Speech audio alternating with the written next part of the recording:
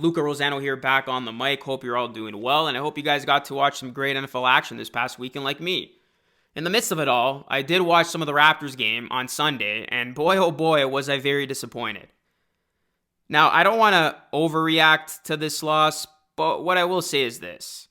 If the Raptors do want to be considered a legitimate team and a playoff team at that, they're going to have to take care of business against teams like the Blazers. And we've seen this before. In the midst of them playing very well this month and playing very competitively against very good teams, they have these blunders that leave you shaking your head and questioning this team.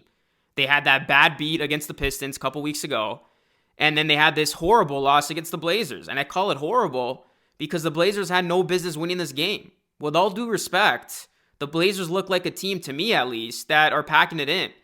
And this is a team that was without Damian Lillard, and this is a team that is well on their way to missing the playoffs. And the Raptors were 8.5-point favorites for this game. And looking at this game and seeing that the Blazers at one point were up by 40 plus points?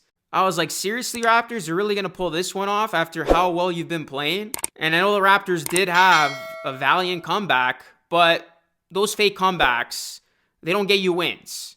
They leave you questioning this team's ability to play all 48 minutes. And that's what it comes down to. If the Raptors want to be a serious team in the East, a sleeper team, if you will, they're going to have to put together 4 quarters of basketball. They cannot simply rely on starting slow and then coming back and winning games. I mean, it worked on Friday against the Wizards, but it didn't work on Sunday against the Blazers. You got to play throughout. The Raptors have the talent, but they have to show up for all 48 minutes of a game. They cannot have these hiccups. They cannot have these slow starts. They cannot have these droughts, as we have seen from time and time again. So the next couple of weeks for the Raptors, guys, are going to be critical, in my opinion. They're going to be taking on some very stiff competition. And this, to me, is going to prove which version of the Raptors is this team right now. Are they the fake Raptors, or are they the legit Raptors? Because they're going to be taking on the Hornets, the Bulls a handful of times, and yes, they are going to be catching a break because the Bulls are dealing with a ton of injuries right now.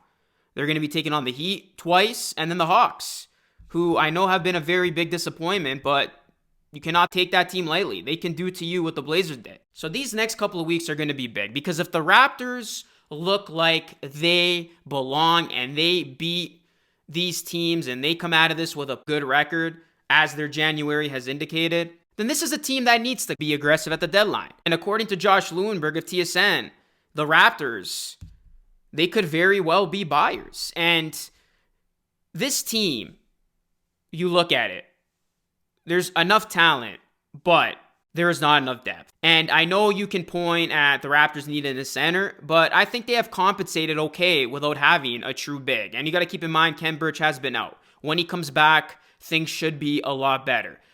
But their bench is horrible.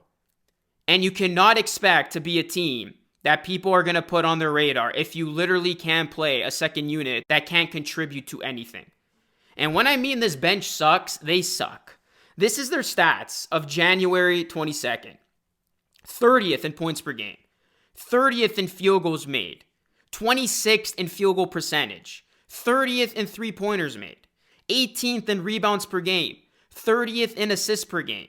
20th in steals per game, 12th in blocks per game, 18th in plus minus. You cannot expect the starters to play 40 plus minutes a night if you want to be a good team in the East. You're going to have to put some of this load on the bench, and unfortunately the Raptors have not had that luxury. So if the Raptors do operate as buyers, which again is according to TSN's Josh Lewinberg, they got to go out and try to invest in this core. And they got to desperately try and upgrade this bench, but it will be tough to do because the problem is going to be finding a way to add to this group without moving one of those core players, like a Gary Trent Jr., like an OG, like a Siakam, or paying into the luxury tax.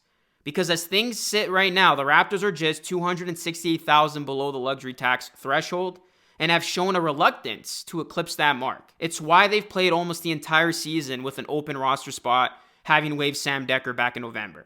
Now, if a trade does happen, in my opinion, it will likely involve Raptors Goran Dragic. There's not much of a trade market for him, as we already know. But if the Raptors can somehow pull something off and get something back for Dragic, which would in essence give them a key bench piece, that would be a huge win for Masai Ujiri. So I know there are literally so many hypothetical trades out there, but this one in particular is an interesting one, and I thought it would be fun to talk about it. Again, this is a hypothetical trade. This has no legitimacy to it. I was just reading Ryan Woolstat, who does cover the Raptors. He's been doing it for many years. I read his Raptors blog, and this is a trade that caught my attention. But before we get into it, today's video sponsor is Manscaped. You can now go to manscaped.com and get any product for 20% off plus free shipping using my promo code LUCA3. It's new year, new me with the global leaders in below the waist grooming. This year, take your package to the next level with their Performance Package 4.0 and brand new Ultra Premium Body Wash. Inside the Performance Package 4.0, you'll find the signature Lawnmower 4.0. This electric trimmer is designed to trim hair on loose skin. A grooming routine isn't complete without applying Crop Preserver and Crop Reviver before showing off your 2022 self. And to complete the set, Manscaped threw in their Shed Travel Bag as a free gift to keep all your goodies stored comfortably.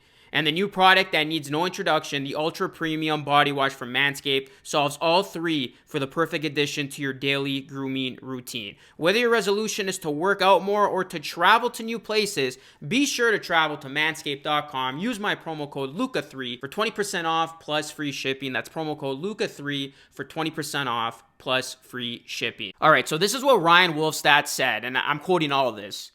Everyone loves random deal talk, so here's an idea. Now that Gary Harris seems to have remembered how to play basketball again and gotten healthy, in the spirit of old school Bill Simmons, who says no to this one?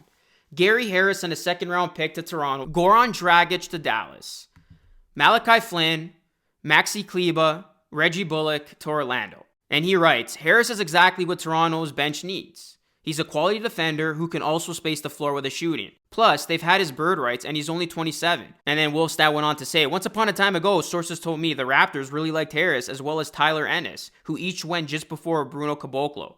Would they have liked him enough to take him and not Bruno? Had he slipped? Not sure. Clint Capella was also in the mix. Magic boss Jeff Weltman was one of the leads in the draft room, and those Masai Ujiri and Bobby Webster and Dan Tolzman are fans of Harris, or at least were before the injuries piled up. The Raptors also have a solid relationship with his agents, one of whom happens to also represent Malachi Flynn, so they could gauge whether Harris would be interested in potentially sticking around.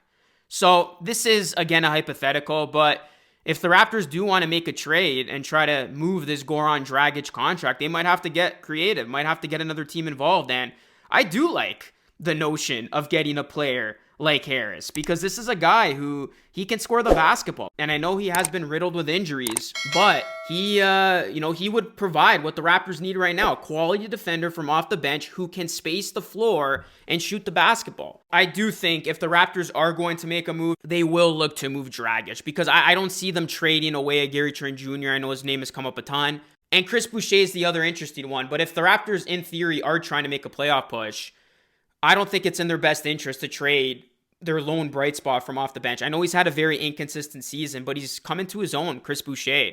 I mean, ever since watching, I guess, Dennis Rodman play basketball, his rebounding has improved as well. So that's how I see the Raptors getting a bit aggressive and trying to make a deal.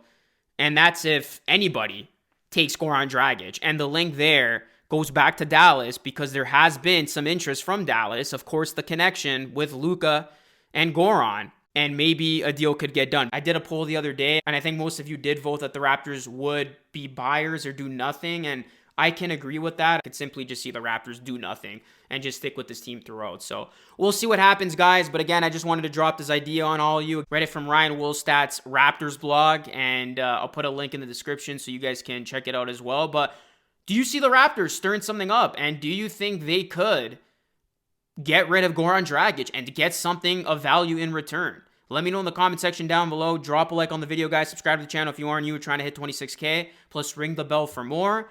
And I will be most likely live streaming when the Raptors take on the Hornets, so you definitely don't want to be missing that. As always, thank you so much for watching. This is Luca Rosano signing off, and I'll catch you all again in the next video.